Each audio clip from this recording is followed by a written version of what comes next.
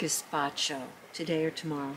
So I'm going to pick some tomatoes that just get thrown into the blender to make it. It's so easy. You're going to love this if you haven't already tried it. And these tomatoes are Sun Golds. You can see the color of them, and Sweet 100s. And they're about the only kind of tomato that grows really well here. They're super easy. You don't have to do anything. We don't have any kind of structure that they grow on.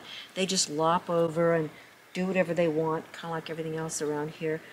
And they are, even for people, I guarantee you, who don't think they like tomatoes, these are fantastic. They're so good. And they just fall off the bush. The gold ones, the red ones. We'll pick a whole bunch, and then later on at the farmer's market, we're going to get cucumbers, I hope, because I didn't grow any this year. And all the gazpacho is good, ripe, sweet tomatoes and cucumbers and a little bit of lemon or lime and salsa. Boom, in the blender. And it's that thing that if you go to a really la-di-da restaurant these days, it's likely to be on the appetizer list, and they'll give you a little cup like this big of gazpacho. Come to my house, you're going to get a big bowl. It's so good. We ignore them pretty much. They get watered some, not always.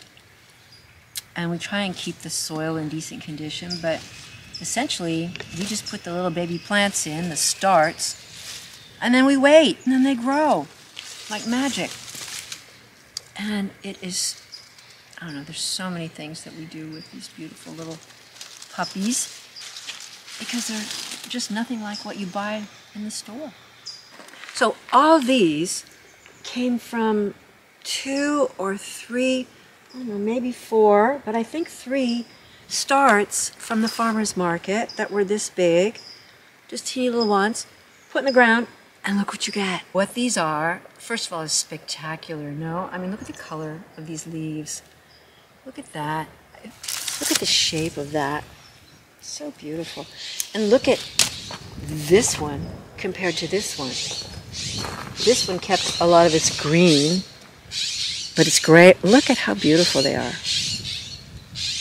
And yes, we're going to eat them, but they're just so yummy looking. And I use them in flower arrangements.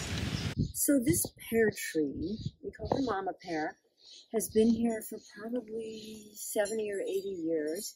And she's still just putting out pears every year. Actually, she has a big year every other year or so. They don't put out maximum crops every year, but this year she's gone to town.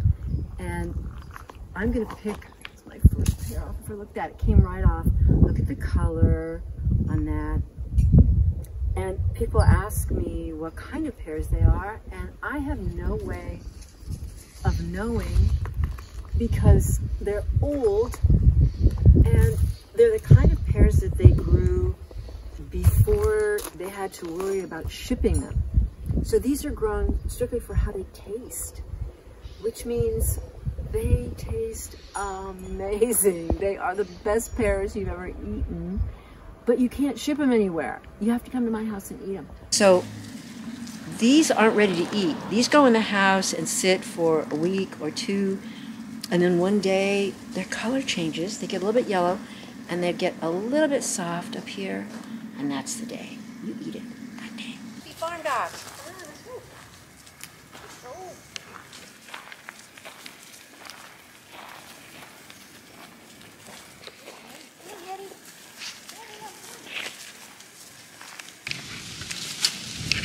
Two and 1. Let me see if I can get that guy. Oh, I'm not tall enough. Almost. Okay, here we go. Nope. Come on. Oh, look at this beauty. Oh, sorry, honey. Look at how pretty. And he's going to be bruised, but we'll take him anyway. It's got red on it. Shoot. And these are all so tiny. I'm not sure I'm seeing any here that are big enough. I mean, it's almost September, and we've had berries since July. We don't do anything. They just do this by themselves. I see a few right over there that might be big enough.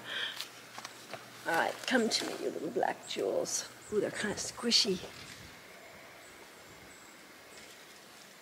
And you have to be out here a long time and get stuck a lot before you've got a real big pot of berries. But there is no food on earth better for you, or better, yummier, or more full of antioxidants, or whatever the heck you want. Blackberries are amazing. Oh, here's a few.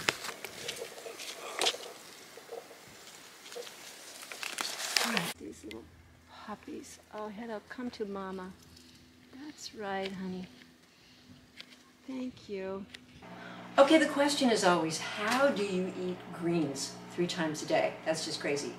But it's not, because I always have chopped spinach in the freezer, and I also always have peas, frozen peas.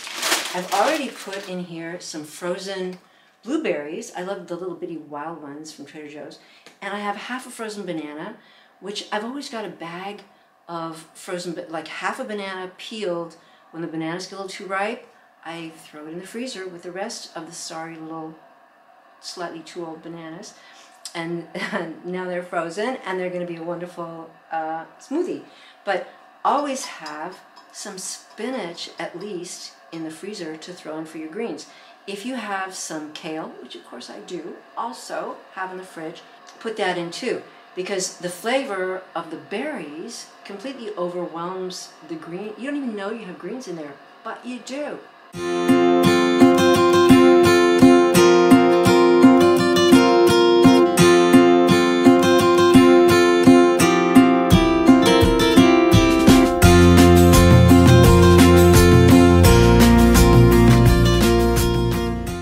Put it in a parfait dish with a spoon. So for people who aren't too sure about getting their greens in every day, what about something like this? Let's put the parfait spoon in. Hold on.